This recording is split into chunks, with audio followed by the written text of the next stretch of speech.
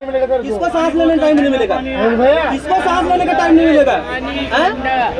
तुम किसी को मत सुनाओ, तुम जाओ रास्ते अपना देखो। बिलास जाएंगे तो उससे क्या मतलब है? हम फूल मार्केट जाएंगे और कुछ बोलना बोलो, फूल मार्केट और कुछ बोलना बोलो। कहाँ चप्पल रखोगे तो मतलब कि जहाँ मतलब फेंक दोगे? मतलब चप्पल रखा तो नहीं वही रख दिया ना, बुलाओ पुलिस का। अरे यही है बाबू, तुम्हारे सामने है।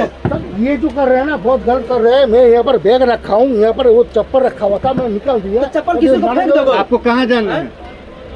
हावड़ा में। आप बैग अपना लीजिए, वहाँ पे चलिए, आप उस जगह मिला दिलवाते हैं। नहीं, ये तो कर रहे हैं, लोग गलत बात कर रहे हैं। गलत आप कर रहे हो, गलत मैं नहीं कर रहा हूँ, गलत मैं नहीं कर रहा हूँ। मैं सिर्फ बैग ही रखा हूँ। नीचे रखे हो चप्पल के जूते नीचे घूम रहा है, महंगा था वो तुमको। आप लोग बैठिए, बेमुद्दे बातें मत किया करो मेरे साथ। कहाँ से? बड़ी